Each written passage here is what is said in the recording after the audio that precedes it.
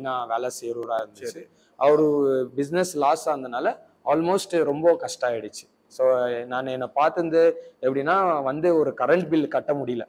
வந்து அந்த ஃபீஸ் அந்த கட் பண்ற அளவுக்கு எங்க மோசமாயிடுச்சு. கஷ்டம் நிறைய லாஸ் ஆயிடுச்சு. இப்ப வேலை இல்லை இல்லைங்களா, எல்லாமே லாஸ் ஆயிடுச்சு. அந்த ஒரு செய்வினை செய்வினைனால வந்த.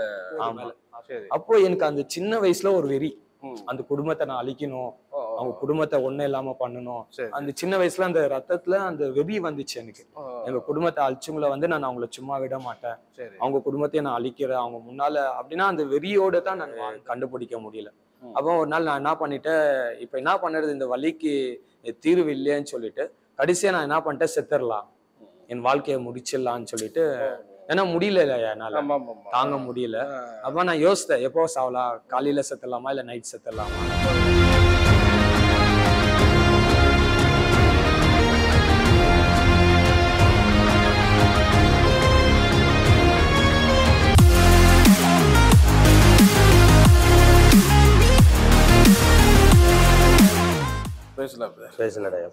நல்லா இருக்கீங்களா? நல்லா இருக்கிறாயா? ரொம்ப நன்றி உங்களுடைய சாட்சியை ஈடன் டிவி ஷேர் பண்ணுறதுக்காக ரொம்ப நன்றி. எனக்கும் சந்தோஷம், நீங்களும் வந்து எனக்காக நேரத்தை செலவழிச்சு. ஆக்சுவலாக பெங்களூரில் நீங்கள் சர்ச்சஸ் ரன் பண்ணுறீங்க. அம்மா அப்பாலாம் என்ன வேலை பார்த்துட்டு இருந்தாங்க, தொழில் பண்ணிட்டு இருந்தாங்க, எப்படி உங்களுடைய? எங்கள் தாத்தா ஒரு பிஸ்னஸ் பண்ணிட்டு இருந்தாரையா. அது மாரத்தள்ளின்னு ஒரு இடம் இருக்குது பெங்களூர் பட்டணத்தில். அதில் விவசாயம் ப்ளஸ் இந்த குதிரைக்கு ஒரு இலை வராங்க, அது லூஷன்னு சொல்லுவாங்க. அந்த வெளிச்சல அவர் பண்ணி அந்த பிஸ்னஸ் பண்ணியிருந்தாரு. எங்கள் தாத்தாவோட எங்கள் அப்பா கூட சேர்ந்து பிஸ்னஸ் பண்ணிட்டு இருந்தாங்க. நல்லா போயிட்டு இருந்தா, நல்லா ஃபைனான்ஸியாக நல்லா இருந்தாங்க. ஆமாம் ஆமாம், ரொம்ப நல்லா. அப்பயே நாங்கள் நல்லா டெம்போ வச்சுன்னு இருந்தோம். சரி, நல்லா ஃபைனான்ஸில் ரொம்ப நல்லா இருந்தாங்க. நீங்கள் அதுக்கப்புறம் அவங்க லைஃப் என்ன நினச்சி உங்கள்? ஆக்சுவலி அம்மா வந்து ஆண்டவரை அறியாத கல்யாணம் பண்ணிக்கணும், கிறிஸ்துவங்களை கல்யாணம் பண்ணாங்க. ஆனால் ஏசப்பாவை தெரியாது. அப்புறமா கல்யாணம் ஆகிட்ட பிறகு நம்ம தாத்தா ஐயா சர்ச்சுக்கு போகிறதுனால ஆண்டவரை அவங்க ஏற்றுக்கினாங்க. ஸோ இவர் தான் உண்மையான தேவன் என்று ஏற்றுக்கினாங்க. அதுக்கப்புறம் ஏற்றுக்கிறாங்க. அப்புறமா சர்ச்சுக்கு போக ஆரம்பித்தாங்க. ஆனால் அப்பா மட்டும் தான் கொஞ்சம் உலக பிரகாரமாக ஃப்ரெண்ட்ஸ் கூட வாழ்ந்துன்னு அப்படியே இருந்தார். அப்படியே போயிருந்துச்சு. அதுக்கப்புறம் என்ன ஆச்சு? அப்படியே இருக்கும்போது நான் என்னுடைய ஸ்கூல் லைஃப் காலேஜ் அப்படியே பிஸியாக இருக்கும்போது அப்போ வந்து எங்கள் பிஸ்னஸ் வந்து எங்கள் தாத்தா ரொம்ப நல்லா போயிடுச்சு. நல்லா நான் ஒரு வாட்டி பார்த்துருக்கிறேன், எங்கள் தாத்தா எப்படி காசு கொடுப்பாருன்னா அப்படியே காசு இப்படி வாரி கொடுத்துருக்கிறார். அவ்வளோ பணத்தை நான் சின்ன வயசுலேயே அப்போ பார்த்துருக்கிறேன். அப்போ எங்கள் ஆயெல்லாம் மடியில் வாங்குவாங்க அப்படி. அப்போ சின்ன வயசு எனக்கு ரொம்ப விளையாட்டுத்தனமாக இருப்பா அப்படி இப்படின்னு. ஆனால் கிறிஸ்துவ சர்ச்சுக்கு போகிறதெல்லாம் அப்படி இல்லை, ஏதோ ஒரு பாரம்பரிய சபைக்கு போயிருந்தேன். ஏன்னா எங்கள் ஆயா தாத்தா வந்து நல்ல ஒரு ஆவிக்குரிய சபை, எங்கள் வீட்டு பக்கத்தில் ஐன்லேயே ஒரு ஆவிக்குரிய சபை, அவர் ஒரு மூப்பனா இருந்தார். அப்படி இருக்கும்போது நல்லா போயின்னு இருக்கிற டைமில் ஒரு நாள் என்ன ஆச்சுன்னா, எங்கள் தாத்தா வந்து போகிறாரு, போயிட்டு அந்த கிணறுலேருந்து தான் அந்த தண்ணிலாம் சப்ளை ஆகும் இல்லைங்களா அந்த செடி. அங்கே பார்த்தீங்கன்னா ஒரு நாள் எங்கள் தாத்தா போகும்போது அங்கே ஏதோ ஒரு கோழியை அறுத்து அந்த கிணத்துல போட்டு அந்த குங்குமம் அதெல்லாம் போட்டு வச்சுட்டு இருந்தாங்க. ஸோ அடுத்த நாள் பார்த்தீங்கன்னா அந்த தண்ணி எங்கெல்லாம் போச்சோ அந்த விவசாயம் ஃபுல் எங்களுக்கு லாஸ் ஆயிடுச்சு. ஒரே நாள் என்ன ஆச்சுன்னா இந்த செடி அப்படியே பத்துச்சு ஐயா, ஃபுல்லா படுத்துட்டு அந்த ஏக்கர் கணக்கா வந்து விளைச்சல் இல்லாம ஆயிடுச்சு. விளைச்சல் இல்லாம ஆகும்போது அது அட் அ டைம் வந்து ஃபுல் லாஸ் எங்களுக்கு, எதுவுமே இல்லாம இருக்குது. அப்போ வந்து சின்ன பையனா இருக்குது, அந்த இதெல்லாம் தருது எங்க தாத்தா வந்து சொல்றாரு அப்படி இப்படின்னு சொல்லும்போது ஃபுல் லாஸ்ல போயிடுச்சு.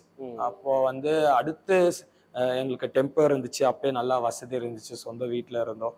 எனக்கு நான் பத்துந்தே வந்து நெல்லு மூட்டிங்க, அந்த நெல்லு எங்க தாத்தா வந்து அடுக்குவாங்க, அந்த நெல்லு மூட்டில தான் நான் பத்து இருக்கிறேன். ஸோ எனக்கு அந்த கஷ்டம்னா என்னன்னு தெரியாது, சாப்பாடு பிரச்சனைனா என்னன்னு தெரியாது, ஒரு மாதிரி நல்லா வாழ்ந்துருந்தேன். அப்படியும் போது திடீர்னு பாத்தீங்கன்னா அந்த லாஸ் ஆகும் போது ஃபைனான்ஷியலா எங்க ஃபுல் டவுன் ஆயிடுச்சு. ஸோ கொஞ்சம் கொஞ்சமா எங்க தாத்தா விற்க ஆரம்பிச்சாரு, ஒண்ணுமே இல்லை. அப்போ எங்களுக்கு மந்திரம் எப்படி வச்சிருந்தாங்கன்னா, ஸோ எங்க தாத்தாக்கும் லாஸ் ஆனதுனால அது வாடகை எடுத்து அந்த நிலத்தை வந்து விவசாயம் பண்ணியிருந்தாரு எங்க தாத்தா. அப்ப எல்லாம் லாஸ் ஆனதுனால எல்லாமே போயிடுச்சு ஐயா. போயிட்ட போது இப்போ எங்க தாத்தாக்கு வேலை இல்லை, எங்க அப்பாவுக்கு வேலை இல்லை, எங்க அத்தை இருந்தாங்க அவங்களுக்கு வேலை இல்லை, எங்க வீடே ஒரு இருளாம ஆயிடுச்சு, யாருமே வேலை இல்லாம இருக்கிறோம். இப்ப எங்க தாத்தா தான் எங்க அப்பா தான் மெயினா வேலை செய்யறவரா இருந்துச்சு. அவரு பிசினஸ் லாஸ் ஆனதுனால ஆல்மோஸ்ட் ரொம்ப கஷ்டம் ஆயிடுச்சு. ஸோ நான் என்னை பார்த்துருந்து எப்படின்னா வந்து ஒரு கரண்ட் பில் கட்ட முடியல, வந்து அந்த ஃபீஸ் அந்த கட் பண்ற அளவுக்கு எங்க மோசமாயிடுச்சு ஐயா. கஷ்டம் நிறைய லாஸ் ஆயிடுச்சு. இப்போ வேலை இல்லை இல்லைங்களா, எல்லாமே லாஸ் ஆயிடுச்சு. அந்த ஒரு செய்வினை செய்வினால வந்த. ஆமா. அப்போ அந்த சின்ன வயசுல இதெல்லாம் நீங்க என்ன படிச்சிட்டு இருந்தீங்க? அப்ப ஸ்கூல் டைம் பண்ணியிருந்தேன். ஸ்கூல் உங்களுக்கு ஞாபகம் இருந்துச்சு? ஞாபகம் இருந்துச்சு. ஆமா ஆமா. ஏன்னா எங்க தாத்தா அழுவாரு. அப்புறமா திரும்பி ஸ்டார்ட் பண்ணாரு அத்தை. திரும்பி ஒரு நிலம் வந்து வாடகை வாங்கிட்டு அந்த விதெல்லாம் போட்டு அப்பெல்லாம் போவேன் எங்க தாத்தா கூட. அப்ப வந்து டெம்போ போயிடுச்சு எங்களுக்கு. டெம்போ போனதுனால இப்போ சைக்கிள்ல தான் அந்த 20-30 கேஜி அந்த மூட்டையை வந்து சைக்கிள் பின்னால கட்டிட்டு எடுத்துன்னு போகணும். இப்போ எங்க தாத்தாக்கு வேலை கிட்டத்தட்ட ஒரு 20 பேர் வேலைக்காரர் இருந்தாங்க. அப்போ வேலைக்கு அந்த காசு கொடுக்க கூட அவருக்கு இல்லை. இப்போ புதுசா ஸ்டார்ட் பண்ற மாதிரி ஆயிடுச்சு. இப்போ மந்திரம் வச்சுங்க என்ன பண்ணிட்டாங்கன்னா அவங்க ரெடியா வந்து வேற இடத்துல அதை ஸ்டார்ட் பண்ணிட்டாங்க. அப்போ வந்து அவங்களுக்கு ஏக்கர் கணக்கா அந்த வெளிச்சல் இருக்குது. இப்போ எங்ககிட்ட ஒண்ணுமே இல்லை. அப்போ வாங்குறவங்க எல்லாம் அந்த ரேஸ் கோர்ஸ்ல வாங்குறவங்க எல்லாம் இவங்ககிட்ட வாங்க ஸ்டார்ட் பண்ணிட்டாங்க ஐயா. அப்போ எங்க தாத்தா புதுசா ஸ்டார்ட் பண்ணும்போது சைக்கிள்ல போனோம். இங்கிட்ட இருந்து அல்சூர்ல இருந்து மாரத்தள்ளில இருந்து ரேஸ் கோர்ஸ்ல இருந்து திரும்பி வீடு. கிட்டத்தட்ட ஒரு நாளைக்கு 40 கிலோமீட்டர் சைக்கிள் மெரிக்கணுமா இருக்கும் எங்க தாத்தா. அவ்வளோ கஷ்டத்துல இருந்தோம். அப்போ வந்து யாரும் இல்லாமனால என்ன கூப்பிடுவார் அவரு. என்ன கூப்பிட்டு வாடா நான் அந்த சைக்கிள் மெர்ச்சின்னு போனோம் இந்த இது பண்ணோன்னா அந்த சின்ன வயசுல பெரிய மூட்டை அந்த சைக்கிள்ல அந்த மூட்டையை வந்து நான் மெர்ச்சின் போனோம். வெயிட் சரியா சைக்கிள் இல்லவங்க அந்த பெரிய அந்த லூஷன் வச்சுட்டு அது மெர்ச்சின் போவோம். அப்போ நீங்க ஏதாவது நினைச்சிருக்கீங்களா நேரம் வந்து எப்படி ரொம்ப? ஆமா, அவங்க மந்திர வச்சுங்க மேல எனக்கு ரொம்ப கோவம் ஆயிடுச்சு. அந்த வாலிபால் யாரும் தெரியும் எனக்கு ஓரளவுக்கு தெரிய வந்துச்சு. எனக்கு ரொம்ப கோவம். அப்ப எப்படி சொந்தனா ஒரு ரிலேஷன் டைப்ல தான் வராங்க. அப்போ ஒரு நாள் என்னால மறக்க முடியாத இன்சிடென்ட் என்னன்னா, நான் நல்லா இருக்கும் போது கூட டெம்பிள்ல போயிருக்கிறேன் எங்க தாத்தா கூட நல்லா போகும்போது. அப்போ என்ன ஆகுதுன்னா எங்களுக்கு மந்திர வச்சுங்க வந்து இப்படி அந்த டெம்பிள் இப்படி மேடு ஏறுறாங்க அந்த பேர்றாங்க. என்னால அந்த மேடு சைக்கிள் மெரிக்க முடியல. அப்போ வந்து நான் இறங்கிட்டு அந்த சைக்கிளை தள்ளுறேன். அந்த வெயிட் தாங்க முடியாம தள்ளின்னு போகும்போது அப்போ அவங்களுடைய இது வந்து போகுது மேல. அப்போ எனக்கு அந்த சின்ன வயசுல ஒரு வெறி, அந்த குடும்பத்தை நான் அழிக்கணும், அவங்க குடும்பத்தை ஒண்ணு இல்லாம பண்ணணும். அந்த சின்ன வயசுல அந்த ரத்தத்துல அந்த வெறி வந்துச்சு எனக்கு. எங்க குடும்பத்தை அழிச்சவங்களை வந்து நான் அவங்கள சும்மா விட மாட்டேன், அவங்க குடும்பத்தையும் நான் அழிக்கிறேன் அவங்க முன்னால அப்படின்னா அந்த வெறியோட தான் நான் வாழ்ந்துன்னு இருந்தேன். அப்படி வாழும் போதுதான் அந்த இதுல இருந்தேன். அப்போ அந்த மந்திர கஷ்டம் இந்த கஷ்டம் அந்த கஷ்டம் ஆகும்போது கூட எனக்கு பாத்தீங்கன்னா கொஞ்ச நாள் விட்டுட்டு வயிற்று வலி ஸ்டார்ட் ஆச்சு. அந்த வலி எப்படி இருக்கணும்னா ஒரு கத்தி வந்து இப்படி வயிற்றுல இப்படி குத்துன மாதிரி இருக்கும். அப்படியே 24 hour அந்த வலி இருக்கும் ஐயா. எனக்கு டாக்டர் என்ன சொன்னாங்க ஐயா? ஃபர்ஸ்ட் வந்து நான் கிளினிக் போனேன் ஐயா.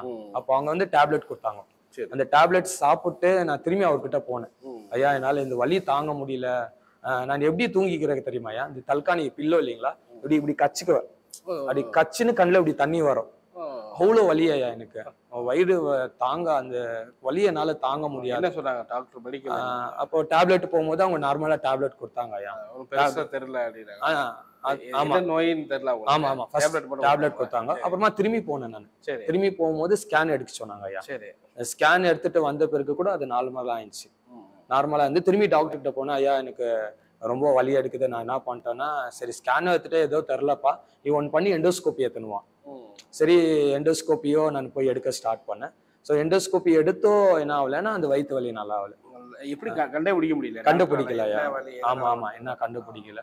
அப்போ அந்த எண்டோஸ்கோப்பி எடுத்தோ அவங்களால கண்டுபிடிக்க முடியல. அப்போ டாக்டர்கிட்ட ஒரு வாட்டி சொல்ற போயிட்டு டாக்டர் என்னால வலி தாங்க முடியலன்னா டேப்லெட் கொடுங்க, இது கம்மி ஆகிறதுக்குன்னா அவங்க சொல்லிட்டாங்க எங்களுக்கு என்னன்னே கண்டுபிடிக்க முடியல, நான் என்ன டேப்லெட் தரணும்னு தரலன்னா. அப்போ பாத்தீங்கன்னா சிவாஜி நகர்னு ஒரு இடம் இருக்குது ஐயா. அங்க வந்து அப்போ ஆண்டவர் அவ்வளவு அறியாம இருந்ததுனால அங்க வந்து ஒரு தண்ணி கொடுக்குவாங்க, ஃபுல்லா தண்ணி குடிக்க வைக்குவாங்க. தண்ணி குடிக்க வச்சுட்டு இன்னைக்கு ஜாஸ்தி பேர் அந்த இடத்துக்கு போறாங்க. அந்த தண்ணி ஃபுல்லா குடிக்க வச்சுட்டு வாந்தி எடுக்க வைக்குவாங்க ஐயா. இதை வயிற்றுல எதனா மருந்து அதை எதுனா போட்டுக்குவாங்க. ஆனா வாந்தி வரத்த ஏதோ கருப்பா வந்துச்சு, ஆனா வயிற்று வலி நல்லா ஆகலையா. அப்படியே கத்துற இது பண்ற எதுவுமே நல்லா ஆகல. எவ்வளவு நாள் அப்படியே? கிட்டத்தட்ட வருஷ கணக்கா இருந்துச்சு. கொஞ்சம் வருஷமா இருந்துச்சு அது. அப்புறம் நீங்க தூக்கி இருக்க மாட்டீங்க? ஆமா ஆமா ஆமா. நான் சில நேரத்துல ரோட்ல போகும்போது ஒரு கம்பத்தை போய் கட்டி பிடிச்சிடுவேன், ஏன்னா வலி தாங்க முடியல அப்படின்னு சொல்லிட்டு ரொம்ப கஷ்டப்படுறேன். வீட்டுல என்ன சொன்னாங்க? வீட்டுல அம்மா அப்பா எல்லாம் அதான் ஹாஸ்பிட்டலுக்கு எல்லாம் போறோம் இது பண்றோம். எங்க அம்மா எல்லாம் அப்படியே ஜெபிப்பாங்க. நான் சில நேரத்துல பார்க்கும் போது முட்டி போட்டு ஜெபிச்சுன்னு இருக்குவாங்க எனக்காக 2 மணி 3 மணிக்கு. ஆனா ஏன்னா வலியை வந்து அவங்களால எடுத்துக்க முடியல இல்லையா. ஜெபிக்க முடியும், ஆனா அந்த வலி இது பண்ண முடியும். போயிட்டு இருக்கு. இது எப்படி உங்களுக்கு தொடர்ந்து டெய்லி வந்துட்டு இருக்குமா இல்ல 24 hour ஐயா? 24 மணி நேரம் அந்த வலி இருக்கும். வலியோட தான் நீங்க வேலை செய்வீங்க? ஆமா ஆமா. எங்க தாத்தா கூட இந்த பண்ணிட்டு இருந்தேன். அப்புறமா கொஞ்சம் கொஞ்சமா இந்த பேங்க்ல வேலை செய்ய ஆரம்பிச்சேன். எக்ஸிக்யூட்டிவா வேலை செஞ்சேன். எப்போ அப்போ ஸ்கூல் முடிச்சிட்டீங்க? ஸ்கூல் முடிச்சுட்டு அப்புறமா அதை பண்ணிட்டு மிச்சதான் கரஸ்பாண்டன்ட் தான் பண்ணேன் நான். சரி சரி. கரஸ்பாண்டன்ஸ். அப்போ முடிச்சுட்டு நீங்க வேலைக்கு போயிட்டீங்க? ஆமா ஆமா. +2 அப்படி வச்சுக்கலாம். ஆமா. முடிச்சுட்டு வேலைக்கு போயிட்டீங்க. ஆமாயா ஆமா. அது வரைக்கும் அந்த வலி இருக்கு? ஆமாயா ஆமாயா. அப்படியே இருந்துச்சு. நம்ம அதுக்கப்புறம் என்ன நடக்குது? அப்புறமா அந்த வலி இருந்துனே இருக்கும்போது எனக்கு என்ன பண்ணணும்னு தெரியல. ரொம்ப கஷ்டப்பட்டுட்டேன். அப்புறமா எல்லா இடத்துல போயிட்டேன். பெங்களூர்லயே நம்பர் 1 ஃபர்ஸ்ட் டாக்டர் கிட்ட நான் போயிருக்கிறேன். சரி. அவங்களும் கண்டுபிடிக்க முடியல. அப்போ ஒரு நாள் நான் என்ன பண்ணிட்டேன், இப்ப என்ன பண்ணுறது, இந்த வலிக்கு தீர்வு இல்லையேன்னு சொல்லிட்டு கடைசியா நான் என்ன பண்ணிட்டேன், செத்துடலாம், என் வாழ்க்கையை முடிச்சிடலான்னு சொல்லிட்டு. ஏன்னா முடியல என்னால, தாங்க முடியல. அப்ப நான் யோசித்தேன், எப்போ சாவலாம், காலையில செத்துடலாமா இல்ல நைட் செத்துடலாம். நீங்க சூசைட் பண்ற மனநிலைக்கு வர்றீங்க? ஆமா ஆமா. அப்புறம் என்ன நடக்குது?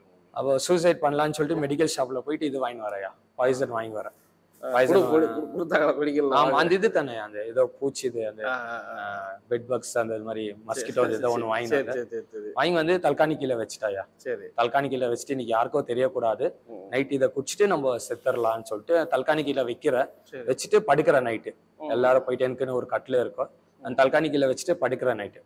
படுத்துட்டு எல்லாம் தூங்கிட்ட மாதிரி அப்படியே குடிச்சிடலான்னு பண்ணும்போது அன்னைக்கு எனக்கு வலி ரொம்ப ஆயிடுச்சையா.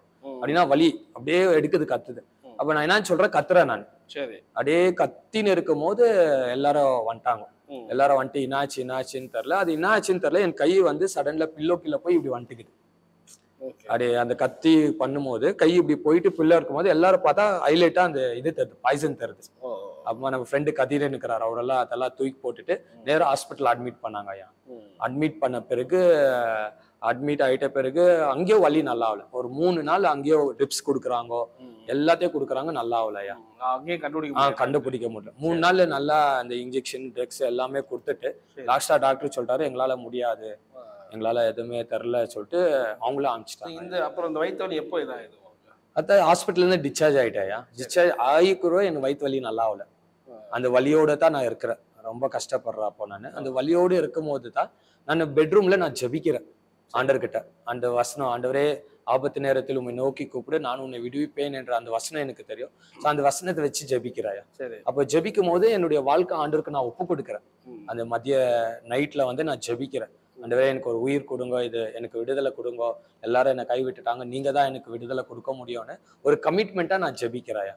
அப்ப ஜபிக்கும் போது எப்படி உங்களுக்கு தோணுச்சு நீங்க ஜபிக்கணும், சடனா உங்களுக்கு எப்படி தோணுச்சுன்னு? ஏன்னா நம்ம ஆயா தாத்தாலாம் ஃபேமிலி ப்ரேயர் பண்ணுவாங்க, அது எனக்கு உலக ஃப்ரெண்ட்ஸ் அப்படி இருந்ததுனால இப்ப கடைசியா ஆண்டவர் விட்டா வேற எதுவும் இல்லை, அவர்கிட்ட ஜபிக்க ஸ்டார்ட் பண்றேன். ஒரு அந்த டைம்ல எப்படி எனக்கு இதாச்சுன்னு தெரியல, அவர்கிட்ட நான் ஜபிக்கிறேன் அந்த பெட்ரூம்ல. ஆண்டவரே எனக்கு ஒரு விடுதலை கொடுங்க, உங்க மேல எனக்கு நம்பிக்கை வைக்கிற, உங்களுக்காக வாழ்றேன்னு ஒரு ஏதோ ஒரு டெடிகேஷன் ப்ரேயர் மாதிரி நான் பண்றேன். அப்போ வந்து ஒரு பிரசன்ஸ் நான் அந்த பெட்ரூம்ல உணர்ந்தேன். ஒரு கரண்ட் இறங்குனது போல என் சரீரத்துல இறங்கி வயிற்றுல ஏதோ ஒஞ்ச மாதிரி ஆச்சு. அது அப்பத்துல இருந்து ஒரு சுகம் என் வயிற்றுல பார்த்தேன். அப்ப பாத்தீங்கன்னா இம்மீடியட்டா அந்த வயிற்று வலி எனக்கு சுகம் ஆயிடுச்சு. அப்பத்துல இருந்து இது வரைக்கும் பாத்தீங்கன்னா அந்த வயிற்று வலியே இல்லையா. ஒரு நல்ல ஆமா, சடன் மிராக்கிள் ஆச்சு. உங்களுக்கு ஒரு நம்பிக்கை இருந்திருக்கலாம் டக்குன்னு ஆல்டர் மேல. ஆமா ஆமா, ஒரு நம்பிக்கை வந்துச்சு. நம்பிக்கை வந்த பிறகுதான், ஏன்னா 2 வருஷமா நீங்க யாருமே ஹீல் பண்ண முடியாது, உங்களுக்கு ப்ரேயர் பண்ண உடனே அந்த மிராக்கிள் நடக்குது. ஆமா, மிராக்கிள் நடக்குது. அதுக்கப்புறம் உங்க லைஃப்ல என்ன? அப்புறமா பாத்தீங்கன்னா ஐயா, எங்க அம்மாக்கு வந்து கொஞ்சம் ஒரு ஈவல் போசஸ் மாதிரி அட்டாக் ஆயிடுச்சு. அவங்க தனியா பேசுறாங்க. அவங்க என்ன பண்ணுவாங்க? அதுதான் நான் மந்திரம் வச்சாங்கன்னு சொன்னேங்க இல்லைங்களா, அந்த எஃபெக்ட்ஸ் அப்படியே கொஞ்சம் ஆயின்னு இருக்குது. கொஞ்சம் ஆயின்னு இருக்குது. அப்புறமா என்ன பண்ணுவாங்க? நைட்ல சடன்ல தனியா பேசுவாங்க. என்ன பண்றேன்னு தெரியாது, ஒரு மாதிரி அவங்களே தனியா இது பண்ணின்னு இருப்பாங்க. அப்ப வந்து நாங்க நிமான்ஸ் ஹாஸ்பிட்டல் அதெல்லாம் பண்ண இப்படி சடனா பண்ணாங்க. ஆமா, சடன்ல கொஞ்சம் கொஞ்சமா பண்ணிட்டு இருந்தாங்க. கொஞ்சம் பார்த்தா ரொம்ப இன்க்ரீஸ் ஆயிடுச்சு. ஸோ வீட்டுல எல்லாருக்கும் கோவம் வரும், அவங்க பண்ற பிஹேவியர் பார்க்கும்போது எல்லாருக்கும் கோவம் வரும். தனியா பேசின்னு இருப்பாங்க, துணியை ரொம்ப வாட்டி கசக்குவாங்க, கை அப்படி கழுவினே இருக்குவாங்க எது பண்ணாலும். ஸோ ஒரு நார்மல் ஸ்டேஜ்ல இருக்க மாட்டாங்க ஐயா. ஸோ அந்த வயசுலலாம் அப்போ நான் எப்படி கஷ்டப்பட்டேன்னா, ஹாஸ்பிட்டல்ல அப்படின்னா ஹாஸ்பிட்டலுக்கு கொண்டு போகலாம், இல்லை எங்கள் ப்ரேயருக்கு வெளியே கொண்டு போகலான்னா அவங்கள கத்துவாங்க, அப்படியே ஹாஸ்பிட்டல் ஆட்டோவில் உட்கார மாட்டாங்க. அப்போ நாங்கள் கையை இழுத்துன்னு வந்து அந்த ஆட்டோவில் உட்கார மாதிரி இருக்கும். அப்போ அந்த ஆட்டோவில் உட்காராத வரமாட்டேன், நான் வீட்டை விட்டு வெளியே வரமாட்டேன், அப்படியே கத்தி இருக்கிறாங்க. கத்தும் போது அந்த ஆட்டோல வைக்கும் போது அந்த ரோடே தெரியற மாதிரி ஆயிடுச்சு எங்களுக்கு. அவங்க கத்துவாங்க, நான் உட்கார மாட்டேன்னு சொல்லி. அப்புறமா ஹாஸ்பிட்டல் நிமான்ஸ்க்குலாம் கொண்டு போய் அட்மிட்லாம் பண்ணாங்க. ஆனா ஏதோ நர்வ்ஸ் ப்ராப்ளம்னாங்க, ஏதோ நர்வ்ஸ்ல ப்ராப்ளம் இருக்குது அப்படி இருக்குதுன்னு. ஆனா அவங்களுக்கும் அது நல்லா இல்லையா. அப்படியே தான் இருந்துச்சு. அப்படியே இருக்கும்போது அப்பதான் நான் கொஞ்சம் கொஞ்சமா ஆண்டவரை தேட ஆரம்பிச்சேன். தேட ஆரம்பிச்சு சர்ச்சுக்கு போக ஆரம்பிச்சேன். பக்கத்துல இருக்கிற ஆவிக்குரிய சபைக்கு கொஞ்சம் கொஞ்சமா போக ஆரம்பிச்சேன். ஸோ அங்க ஒரு வித்தியாசத்தை நான் பார்த்தேன். கொஞ்சம் கொஞ்சமா என்னுடைய அப்புறமா வந்து நான் ஆவிக்குரிய சபைக்கு போகும்போது அப்போ என்னுடைய வேலைன்னா சர்ச்சு கிளீன் பண்ணுறது, அப்புறமா சேர் போடுறது, இந்த ஸ்பீக்கர் எடுத்துன்னு போறது. நான் கிட்டார் கொஞ்சம் வாசிப்பேன். அப்போ கொஞ்சம் கிட்டார் மேல ஆசை வந்துச்சு. சோ கொஞ்சம் கொஞ்சமா கிட்டார் வாசிக்க ஆரம்பிச்சேன். ஆரம்பிக்கும் போது கொஞ்சம் ஆவிக்குரிய வாழ்க்கையில எனக்கு ஒரு விசுவாசம் வர ஆரம்பிச்சிச்சு. அப்படி பார்க்கும்போது கொஞ்சம் கொஞ்சமா அந்த வேதத்தை படிக்கும் போது அதெல்லாம் பார்க்கும்போது கொஞ்சம் கொஞ்சமா எனக்கு விசுவாசம் வந்துச்சு. ஏன்னா உங்களுக்கு வயிற்று வலி ஹீலிங் ஆயிருக்கு. ஆமா. பிளஸ் அப்படியே நீங்க சொல்லப்போ ஆனா அம்மாவுக்கு அந்த பிரச்சனை அப்படி இருந்து கொஞ்சம் அப்படியே இருக்குது ஐயா. ஆனா கொஞ்சம் இடத்துக்குலாம் நாங்க ட்ரை பண்ணோம், கொண்டு போனோம். அங்கெல்லாம்னா ஒன்றும் எதுவுமே முடியல. அப்புறமா சபைக்கு போக போக கொஞ்சம் விசுவாசம் நான் வைக்க ஆரம்பிக்கும் போது வீட்டுல ஜெபிக்க ஸ்டார்ட் போது அப்படியே எப்படி அந்த பிசாசு பிடியே இருந்துச்சோ கொஞ்சம் கொஞ்சமா கம்மியாக ஆரம்பிச்சுச்சாயா. அப்படியே ஜெபிக்க வீட்டுல கொஞ்சம் ஜெபிக்க ஆரம்பிச்சோம். ஆவிக்குரிய வாழ்க்கையில வர ஆரம்பிச்சோம். ஸோ அதோ கொஞ்சம் கம்மியாயிட்டு அப்போ நான் ஆவிக்குரிய சபைக்கு போக ஆரம்பிச்சேன். சபைக்கு போக ஆரம்பிக்கும் போது அந்த அபிஷேகம், அந்த ஹோலி ஸ்பிரிட், அனாயிண்டிங் டங்ஸ்க்கு வாஞ்சிக்க ஆரம்பிச்சேயா. நான் ரொம்ப ஆசைப்பட்டேன் அதுக்கு. ஆனா எனக்கு ஈஸியா அது கிடைக்கல, அபிஷேகம் எனக்கு கிடைக்கல. அப்போ நான் துக்கமா அழுவுறேன் ஆண்டவர்கிட்ட. ஆண்டவரே இந்த அபிஷேகம் எனக்கு தாங்க, இந்த வல்லமை எனக்கு தாங்க. அப்படியே ஏன்னா என்னுடைய வேலையை வந்து எப்போதும் லாஸ்ட்ல தான் இருக்குவாயா. எனக்கு ஏன்னா அவ்வளோ படிப்பு இருக்காது, எனக்கு அவ்வளோ பேச தெரியாது, பாட தெரியாது, ஒரு மாதிரி எதுவுமே ஆவிக்குரிய வாழ்க்கையில அவ்வளோ தெரியல. அப்போ ஒரு வாட்டி என்ன ஆச்சுன்னா எங்க சர்ச் பக்கத்துல ஒரு ரோடு இருக்குது, மெயின் ரோடு இருக்குதுங்க. அங்க வந்து ஓப்பனர் மீட்டிங் நடக்குது. சேர் எல்லாம் போட்டுட்டு ஓப்பன் மீட்டிங் நடக்குது. அப்போ வந்து நான் லாஸ்ட்ல நில்லிட்டு அழுகுறேன். என்னுடைய வேலை வந்து சேர் போடுறது, ஸ்டேஜை கிளீன் பண்ணுறது, அப்படிதான் என்னுடைய வேலை. அப்போ லாஸ்ட்ல போயிட்டு அழுகுறாயா. எனக்கு ஆண்டவரே இந்த அபிஷேகம் எனக்கு கொடுங்க, இந்த அனாயிண்டிங் கொடுங்க, இந்த கிஃப்டை கொடுங்க, நான் உமக்கு ஒன்னா வாழ்றேன்னு சொல்லிட்டு அந்த லாஸ்ட்ல அழுகுறேன். அடுத்த நாள் என்னுடைய வேலை என்னன்னா அந்த நைட்டு வந்து அந்த ஸ்டேஜ்ல நான் தூங்கணும். ஏன்னா இந்த சேர் திருடக்கூடாது, அந்த மைக் செட் எல்லாம் இருக்குது இல்லைங்களா. நானும் எங்க ஃப்ரெண்டு எபின்னு சொல்லிட்டு அந்த ஸ்டேஜ்ல தூங்கணும், அந்த சேர் பார்த்துக்கணும், அந்த சேர் எல்லாம் பார்த்துக்கணும். நைட்டு யாரோ எடுக்காதபடிக்கு அதுதான் என்னுடைய வேலை. அப்போ வந்து அந்த நைட்டு நான் தூங்கின்னு இருக்கும் போது நைட்டு குளிர் ஜாஸ்தி ஆயிடுச்சு. குளிர் ஜாஸ்தி ஆயிருந்தனால நான் என்ன பண்ணிட்டேன், பக்கத்துல தான் வீடு. ஏஞ்சி நான் படுக்க போயிட்டாயா. போயிடலான்னு சொல்லும் போது காலையில எங்க ஃப்ரெண்டு எபி என்ன பண்ணிருக்கிறாரு, பக்கத்துல பார்த்தா நான் இல்ல, அந்த ஸ்டேஜ்ல இல்ல. அப்ப வந்து காலையில வந்து என்கிட்ட கேட்க வராரு, நீயா என்கிட்ட சடன்ல ஏஞ்சி போயிட்டேன்னு சொல்லிட்டு கேட்க வரும்போது அப்ப எனக்குள்ள ஒரு சத்தம் கேக்குதாயா, நீ ஜெப பண்ணு, பிரதர் இப்படி வந்துருக்கிறாரு, இங்க ரெண்டு பேரும் ஜெபிக்க ஆரம்பிங்க. அப்போ எனக்கு என்னன்னு தெரியல, எபி எனக்கு ஏதோ சத்தம் கேக்குது, நம்ம ரெண்டு பேரும் ஜெபிக்கணும்னு சொல்லிட்டு அப்போ நாங்க ரெண்டு பேரும் ஜெபிக்க ஆரம்பிக்கிறோம். அப்போ வந்து எனக்குள்ள ஹோலி ஸ்பிரிட் அந்த அனாயிண்டிங் நான் எத்தனை மணி இருக்கும் அது காலையில அர்லி மார்னிங் 7 o'clock அப்படி அந்த அர்லி மார்னிங் வராரு. அப்ப வந்து ஜெபிக்க ஸ்டார்ட் பண்றோம். அப்ப first time I felt the anointing of God. ஒரு ஹோலி ஸ்பிரிட் என்னங்கிறது உடம்பெல்லாம் ஒரு கரண்ட் அடிக்கிற மாதிரி ஆனது. அப்பத்துல இருந்து பாத்தீங்கன்னா நான் எப்பெல்லாம் ஜெபிக்கிறேனோ எனக்குள்ள ஒரு வைப்ரேட் ஃபீலிங், கரண்ட் அடிக்கிற மாதிரி ஷாக்கா அடிக்கிற ஸ்டார்ட் ஆச்சு. ஸோ அதான் ஃபர்ஸ்ட் டைம் வந்து நீங்க அபிஷேகத்தை பெறீங்க. ஆமா, ஃபர்ஸ்ட் வந்து நான் அந்த பெட்ரூம்ல சொன்னேன் அது, அப்புறமா அதோட ஸ்டாப் ஆயிடுச்சு. ஆனா இது அன்னில இருந்து பாத்தீங்கன்னா கண்டினியூ ஸ்டார்ட் ஆச்சு. எனக்குள்ள ஏதோ ஒரு கரண்ட் இறங்குற மாதிரி, எனக்குள்ள ஒரு ஏதோ ஒரு பிரசன்ஸ் இருக்கிற மாதிரி அப்படி ஸ்டார்ட் ஆகாச்சு. வந்ததுக்கப்புறம் உங்க லைஃப் என்ன? அப்ப எனக்கு இந்த ஹீலிங் மேல எனக்கு ரொம்ப அபிப்பிராயம் வர ஆரம்பிச்சு. சோ ஜனங்க இப்படி கஷ்டப்படுறாங்க, ஆண்டவர் எனக்கு ஒரு விடுதலை கொடுத்தாரு, ஜனங்களுக்கோ விடுதலை கொடுப்பாருன்னு சொல்லிட்டு எங்க ஒரு சைடு எங்க அம்மா கஷ்டப்பட்டதான் நான் பார்த்திருக்கிறேன். வயிற்று வலியில சுகம் அப்படின்னா ஆண்டவர் சுகம் கொடுத்து பார்த்திருக்கிறேன், அனாயிண்டிங்கோ பார்த்திருக்கிறேன். அப்ப எனக்குள்ளனா ஏதோ ஒரு ஆண்டவர் ஏதோ செய்யறாரு, ஆண்டவர் மனுஷன் மூலியமா ஏதோ செய்ய ஆரம்பிக்கிறாருன்னு சொல்லிட்டு அப்ப நான் பைபிளை படிக்க ஆரம்பிச்சேன். அப்ப வந்து பெனின்னு வந்து நான் காட் டிவில பார்க்க ஆரம்பிச்சாயா. அப்போ அவருடைய பார்க்கும்போது ஜனங்க ஹீல் ஆகுறத நான் பார்த்திருக்கேன். அந்த இன்ஸ்டன்ட் ஹீலிங்கை பார்த்திருக்கிறேன், கேன்சர் நல்லாவதை பார்த்திருக்கிறேன், பிளைண்ட் ஓப்பன் ஆகுது. அப்பத்துல இருந்து எனக்கு ஒரு தேடுதல் ஆரம்பிச்சுச்சாயா, இந்த ஹீலிங் மேல, இந்த சுகத்தின் மேல ஒரு தேடுதல் ஆரம்பிச்சிச்சு. அப்போ வந்து நான் அவருடைய புக்கு படிக்கிறதாகட்டும், அவரு holy spirit, welcome holy spirit, good morning holy spirit, ஒரு மாதிரி இந்த ஹீலிங்காக வெறியா மாற ஆரம்பிச்சேன். அப்பத்துல இருந்து என்னுடைய ஆவிக்குரிய ஜர்னி வந்து ஸ்டார்ட் ஆச்சு. எந்த வயசுல அது அப்படியே அந்த 20+ அப்படியே 26 27 அப்படி நினைக்கிறீங்க? ஆமா. நீங்க இனிமேல் நம்மளும் மாறணும் அப்படின்னா வரணும் மாறணும்னா அந்த ஊழிய ஆசை இருந்துச்சு. ஆண்டருக்கு நான் ஒப்பு கொடுத்தேன் இல்லையா, ஊழியம் பண்றேன்னு சொல்லிட்டு. இது மேல எனக்கு ரொம்ப ஆர்வமாயிடுச்சு. சோ அப்போ நான் வேலைக்கோ போறேன், நான் எக்ஸிக்யூட்டிவா இருக்கிறேன். இது மேல எனக்கு ஒரு வாஞ்சம் இருக்குது. ஒரு மாதிரி பைத்தியம் ஆக ஆரம்பிச்சேன். இந்த மாதிரி அனாயிண்டிங், இந்த அபிஷேகம், இந்த ஹோலி ஸ்பிரிட், அது மேல எனக்கு ரொம்ப வாஞ்ச ஆரம்பிச்சுச்சு ஐயா. அதுக்கப்புறம் என்ன? அப்ப வந்து இது தேடுதல் ஆரம்பிக்கும் போது பைபிள் படிக்க ஆரம்பிச்சேன். கொஞ்சம் கொஞ்சமா ஊழியம் செய்ய ஆரம்பிச்சேன் ஐயா. சர்ச்சில் ஊழியம் பண்ண ஆரம்பிச்சேன், வர்ஷிப் பண்ண ஸ்டார்ட் பண்ணேன்.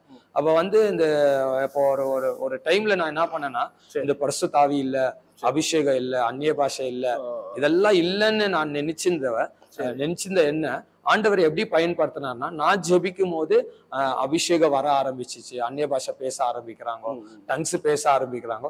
அப்போ ஆவிக்குரிய வாழ்க்கையில நான் இன்னும் ஆழமா போக ஆரம்பிச்சேன். 2019 இருந்து ஃபுல் டைம் மினிஸ்ட்ரிக்கு நான் போறேன். அப்படியே விசுவாசமா கால் வச்சு இவாஞ்சலிசம் பண்றேன். எங்க ஊழியத்துக்கு கூப்பிடுறாங்களோ, தமிழ்நாடுக்கு போயிருக்கிறேன். சில இடத்துல ஆண்டவர் அப்பத்துல இருந்தே என்னை பயன்படுத்த ஆரம்பிச்சேன். போற இடமெல்லாம் பிசாசி ஓடுறது, இது மாதிரி வியாதிகள் சுகமாகிறது, ஜனங்களுடைய வாழ்க்கையில அற்புதம் நடக்கிறது. அது மாதிரி சபைகளுக்கு என்னை ஆண்டவர் கொண்டு போனார். ஸோ சபைகளுக்கு போக ஆரம்பிச்சேன். இப்போ சில ஓப்பனர் மீட்டிங்க்கு ஆண்டவர் என்னை கூட ஆரம்பிச்சாரு. அப்படி ஆண்டவர் கொஞ்சம் கொஞ்சமா ஆண்டவர் என்னை பயன்படுத்த ஆரம்பிச்சாரு. ஸோ அப்புறமா ஒரு ஊழியக்காரர்கிட்ட போயிட்டு நான் ப்ரேயர் பண்ணும்போது அவர் சொன்னார், பிப்ரவரியிலேருந்து ஆண்டவர் உன்னை சர்ச்சு ஸ்டார்ட் பண்ண சொல்றாரு, தைரியமா ஸ்டார்ட் பண்ணுங்க, ஆண்டவர் உங்களுக்கு சபை ஊழியத்தை வச்சிருக்கிறாருன்னு சொல்லி ஸோ ஆண்டவர் சொன்னார் ஐயா. அப்புறமா பிப்ரவரி ஸ்டீஃபன் பிரதர் கோயம்புத்தூர்ல இருக்கிறாரு. ஸோ அவரை இன்வைட் பண்ணி அந்த சர்ச்சு ஸ்டார்ட் பண்ணி பிப்ரவரியிலேருந்து அந்த சர்ச்சு 2022 பிப்ரவரி மாதம் சர்ச்சு நாங்கள் ஸ்டார்ட் பண்ணோம் ஐயா. அப்போ சர்ச் ஸ்டார்ட் பண்ணும்போது எவ்வளவு கிரௌட் எல்லாம் இருந்துச்சு, எவ்வளவு பேர் வந்தாங்க? ஸ்டார்டிங் எல்லாரும் வந்தாங்க ஐயா. ஸ்டார்டிங் ஓப்பனிங்னால கொஞ்சம் ஜாஸ்தி ஜனங்க வந்தாங்க. ஸோ அடுத்த நாள் பார்த்தீங்கன்னா என்னுடைய ஃபேமிலி, ஒய்ஃபோட ஃபேமிலி 2 பேர் தான் இருக்கிறாங்க. ஸோ நான் சர்ச்சு ஸ்டார்ட் பண்ணது வந்து 2 பேரோட தான் நான் ஸ்டார்ட் வந்து அந்த ரெண்ட்டுக்கு வந்து வாரத்துக்கு 1250 ரூபாய் நான் கட்டணும். ஸோ அந்த மாதிரி எடுத்திருந்தீங்க? ஆமா, மட்டும் சர்வீஸ். என்னுடைய சுச்சுவேஷன் எப்படின்னா, சண்டே 1250 கட்டணும் நான். அது வந்து சாட்டர்டே ஈவினிங் கட்டினா தான் சண்டே எனக்கு கொடுப்பாங்க. அது சரி சரி சரி, அது அப்படி கொடுப்பாங்க. இப்போ என்னுடைய சேலஞ்ச் என்னன்னா, இப்போ ஃபர்ஸ்ட் ஓப்பனிங் எப்படியோ கிராண்டா அப்படி இப்படி பண்ணிட்டேன். சரி, இப்போ சனிக்கிழமை எனக்கு அடுத்த நாள் கட்டுறதுக்கு எனக்கு 1250 ரூபாய் இல்லை. இப்போ சனிக்கிழமை அந்த காசு கொடுத்தாதான் எனக்கு சண்டே வந்து அந்த சர்ச்சை கொடுப்பாங்க. ஸோ எனக்கு என்ன பண்ணணும்னு தெரியல, டைம் வேற போயினே இருக்குது.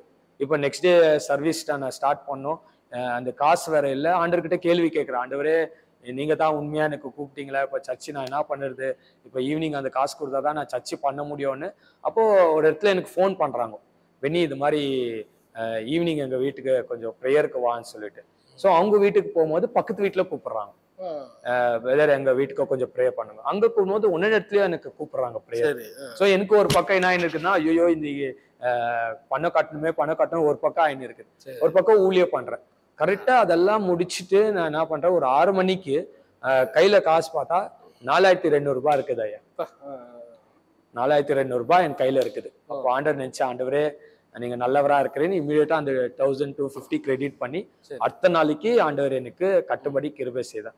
ஸோ அன்னைக்கு தான் லாஸ்ட் அந்த ஃபைனான்சியல் ப்ராப்ளம் இருந்துச்சே தவிர, அதுல இருந்து கர்த்தர் எனக்கு வாரம் கட்டும்படிக்கு கிருபை செய்தார். ஸோ அந்த இடத்துல எனக்கு ஒரு நல்ல பேர் என்னன்னா, நான் தான் அந்த இடத்துல கரெக்டா கட்டின்னு இருக்கிறது. ஸோ அந்த மேடம் சொல்லி இருக்கிறாங்க, கரெக்டா இந்த ரெண்ட் கட்டுறதே இந்த பென்னி பாஸ்டர் தான், ஏன்னா கரெக்டா அவர் கட்டிடுவாரு. ஸோ இது வரைக்கும் அவருக்கு பிளாக் மார்க்கே இல்லைன்னு சொல்லிட்டு, ஸோ இது வரைக்கும் கர்த்தர் அந்த சபையை நடத்த கிருபை கொடுத்துருக்கு. அதுக்கப்புறம் உங்க இதுல அதனால சபை 2 பேர் தான் இருந்துச்சு, உங்க ஃபேமிலி மெம்பர் 2 பேர் வந்தாங்க நீங்க. ஆமா. அப்புறம் சர்ச்சில் எப்படி கிரௌடு ஐயா? அப்புறமா அது ஸ்டார்ட் ஆன பிறகு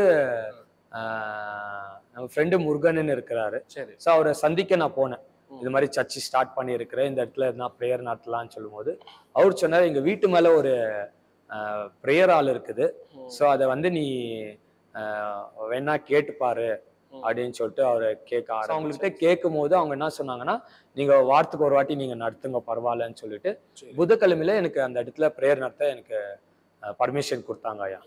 பர்மிஷன் கொடுக்கும்போது எவ்ரி வெனஸ்டே அந்த இடத்துல ப்ரேயர் பண்ண ஸ்டார்ட் பண்ணேன்.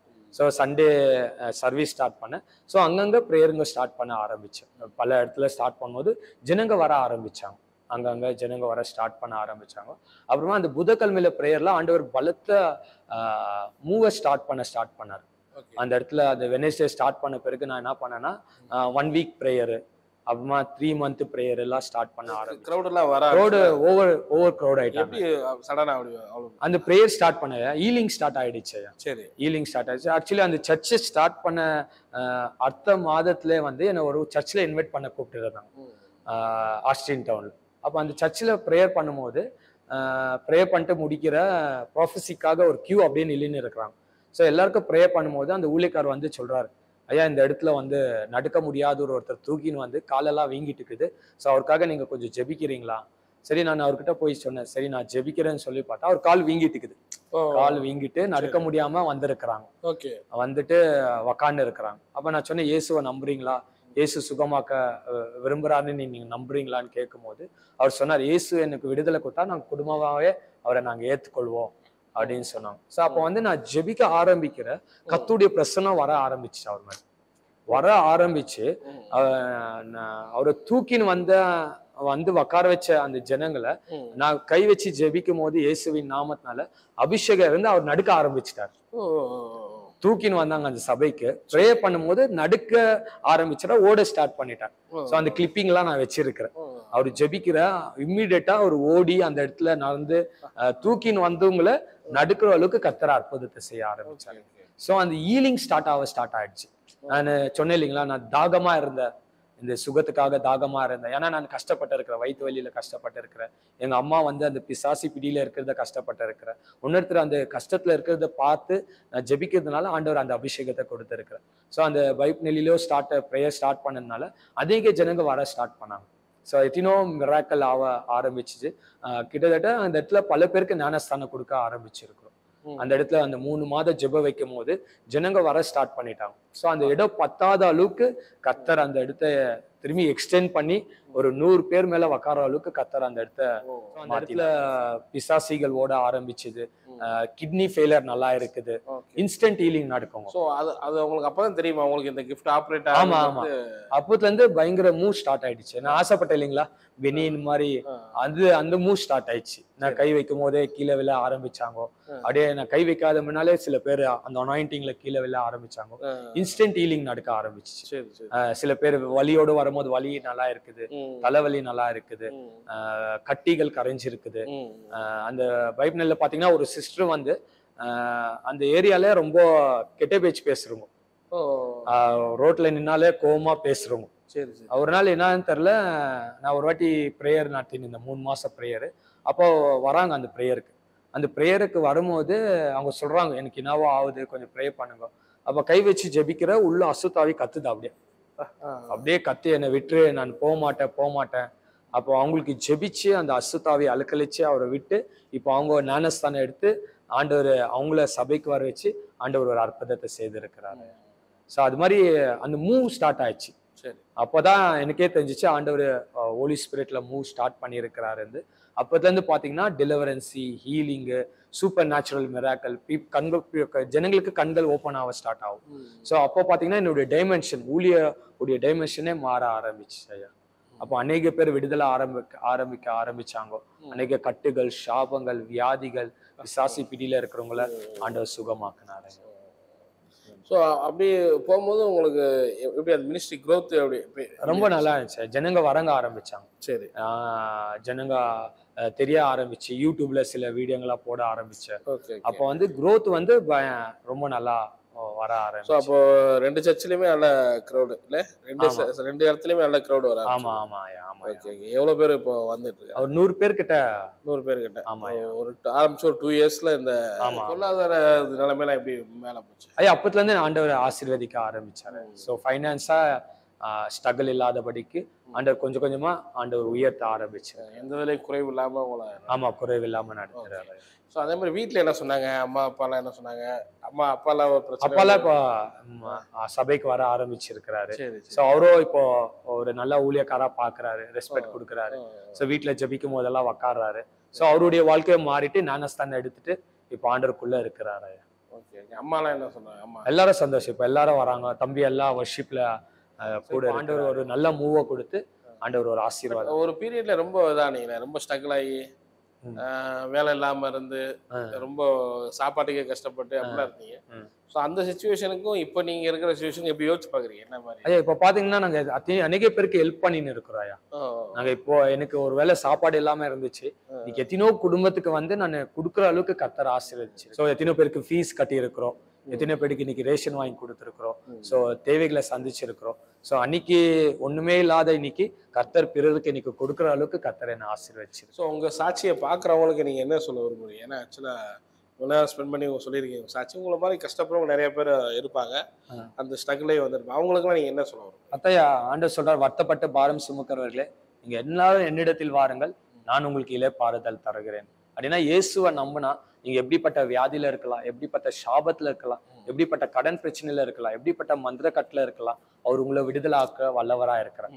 அதனால இயேசுவை நம்புனீங்கன்னா கட்டாயம் அவர் உங்களுக்கு விடுதலை கொடுத்து எல்லாத்துலயும் ஒரு மாற்றங்களை கொடுக்க வல்லவரா இருக்கிறார். ஏன்னா நான் நம்பினேன், அந்த வயிற்று வலியில இன்னைக்கு நான் செத்து போயிருந்தா இன்னைக்கு கல்லறையில நான் இருந்திருப்பேன். ஸோ எனக்கு ஆண்டவர் விடுதலை கொடுத்து இன்னைக்கு என் மூலியமா கர்த்தர் பல அற்புதங்களை அடையாளங்களை செய்திருக்கிறார். ஸோ அதே போல நீங்க இயேசுவை நம்புனீங்கன்னா உங்க சூழ்நிலையில எவ்வளவு மோசமா இருந்தாலும் அவர் உங்களை விடுதலை ஆக்க வல்லவரா இருக்கிறார். ஸோ ரொம்ப நன்றி, உங்க நேரத்தை ஒதுக்கி தேங்க்ஸ். இவ்வளோ அருமையாக உங்க சாட்சியை ஷேர் பண்ணி ரொம்ப நன்றி. தேங்க்ஸ்.